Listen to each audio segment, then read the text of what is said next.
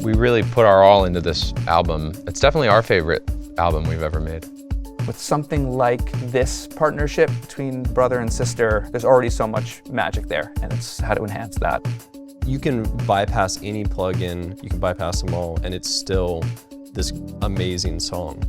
You have a way where, because I know you worked so hard on it, but it seems like it wasn't, like it was just thrown together.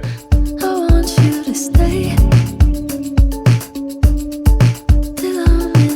What's up, everybody? My name is Finneas. I'm here at East West Studios with Mix with the Masters, and today we're going to talk about Billie Eilish's song, Birds of a Feather.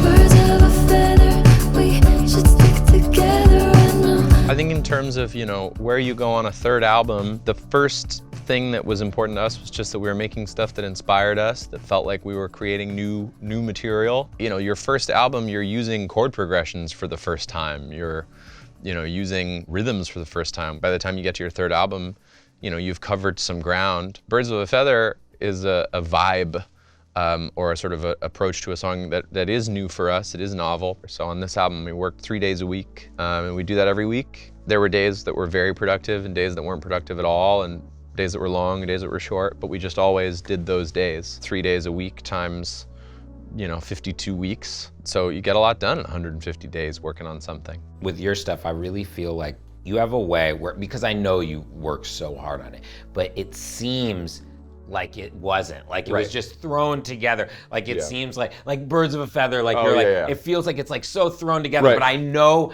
as a producer, I know you spent so much time like automating reverbs that nobody will ever hear, a tail that gets like side chained. And it's like trying to balance that. Well, I mean, I think that sometimes, you and I've talked about this, like there's a term in like writing called sprezzatura, which is like rehearsed to seem like improv.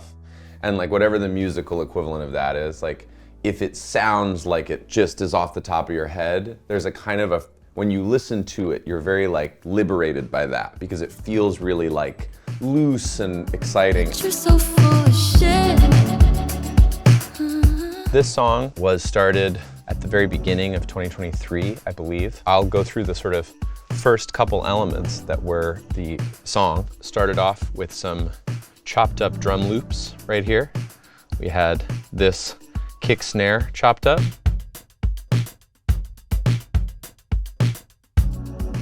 That really is brought to life by tambourine. So this is a little tambourine loop that again I chopped up.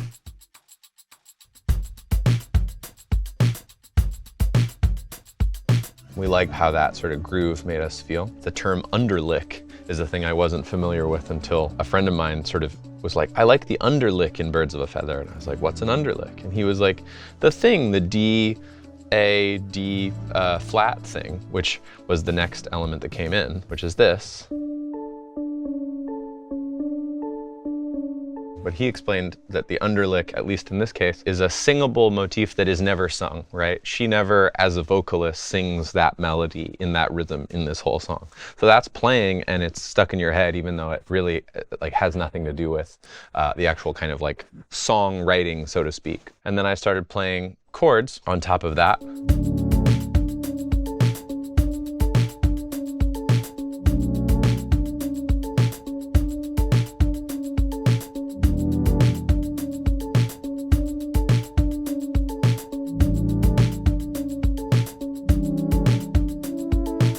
And that's just basically D, B minor, E minor, A. That's the scope of all the chords of the entire song. The art of restraint, I think, is so good in music because people, they want to be wowed, but they want to just feel like it's like easy. Because I'm the same way. If there's like too much shit going on, I'm like, wait, what am I supposed to pay attention to? Yeah. This is a song I'm very happy to be talking about, I think partially because this song was really put through the ringer. Ultimately, we, like so often happens in music, basically went right back to how we started.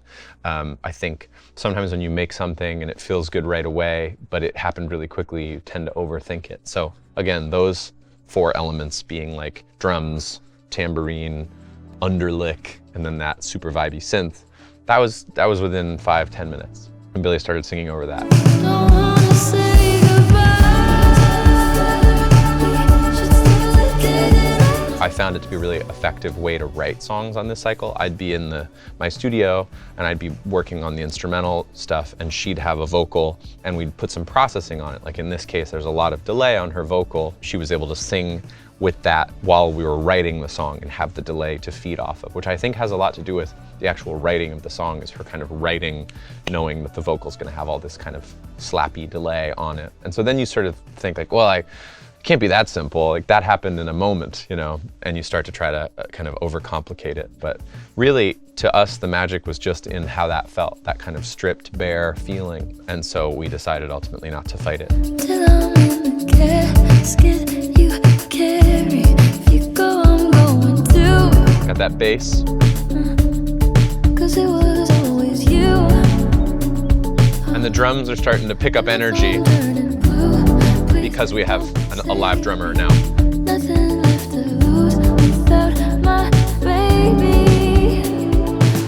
Birds of a Into what some people call the chorus, what I call the pre-chorus, but I don't worry too much about naming which part of the song I'm writing. I just worry about making it good. They're not overwhelming, but a lot of things have come in at this point. We've got a stereo mellotron pair.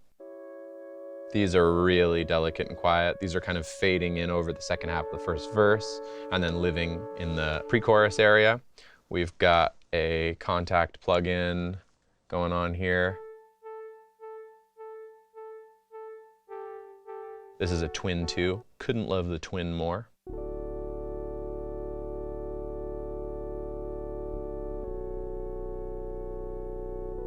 We've got some of my upright piano, my Petroff,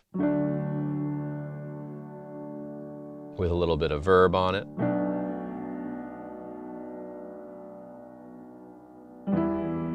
Some guitars come in here, some big strummy acoustic guitars come in during this pre. This is my favorite part of what comes in.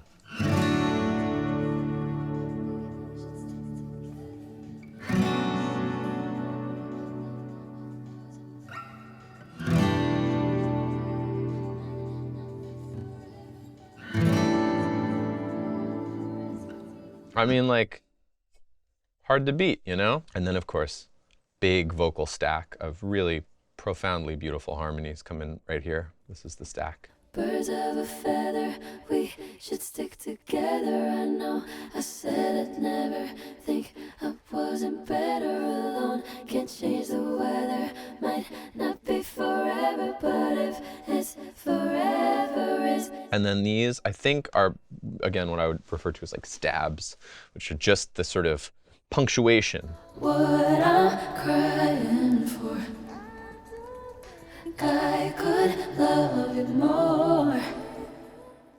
Long but baby, A little bit of me. I got a deep voice. Happy to assist, happy to sing the octave down. I'll love you till the day that I die.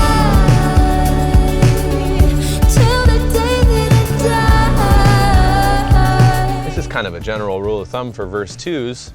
You either have to reinvent the wheel or you got to take a bunch of stuff out. In this case, you can see that mostly it's just taking stuff out and letting the vocal and the drums rock again.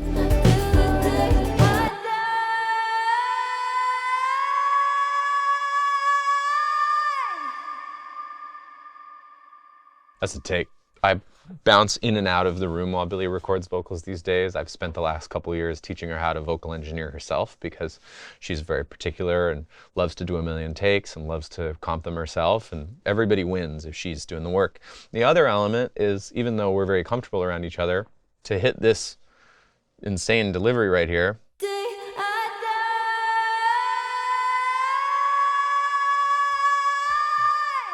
you gotta really go for it.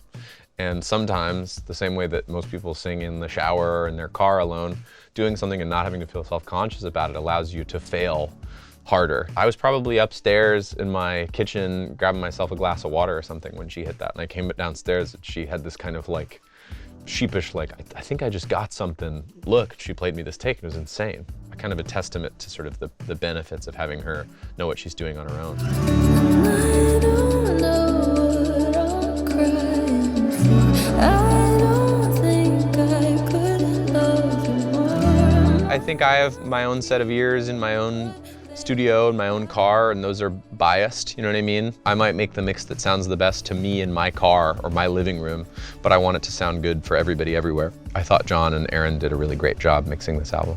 Ultimately, I think that Jon and Aron's mixes are better and more balanced, but this is pretty close and pretty baked. On this one, Billie's voice is just gorgeous. So much air, maybe more air than I've ever heard on her voice. And it's not that we were adding it as much as it was there the whole time. And if you alter it, it starts to become, you're like, well, that's not the person I know and love. Yeah. So like, what is something that supports it, pushes it through the drums, like we're talking about with this record, gets it so it competes, but doesn't change what it is. You know, that's what inspires me about Finneas' arrangements, where Billie is always the focus, but how could we as a team like bring him to the equal part foreground? Because he has these like symphonies of synths and piano elements that if you change one balance, all of a sudden it pokes out in a weird way, and like it all falls apart. It all falls apart. Yeah. But it's just so masterfully put together. I think sometimes it's incredibly intentional, and at other times it's just him being himself. Yeah. And just doing a pass. He has the best ability to do a pass of something and just move on. Yeah. And just like it sort of works itself out because the next thing that he does is informed by whatever instrument he just played. People's taste is powerful. They heard the album and they singled out Birds of a Feather, and they've given it this life. And now there's a music video for it, and you know, Billie closes her shows with it. But I think it has a lot to do with the relationship that the audience organically had with the song, as opposed to some kind of manufactured effort to make a song very popular. You can bypass any plugin, you can bypass them all, and it's still this amazing song. And all we were trying to do was find these like little hidden pieces and pull them out a little bit more. The beauty is what's already there. And for us, it's just trying to push it in certain ways that don't change what it is, because it's already something beautiful.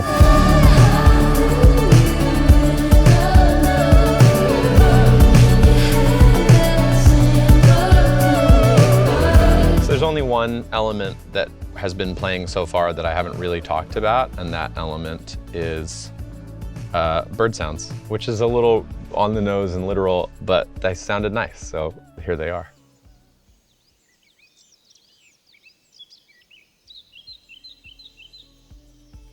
It's just nice.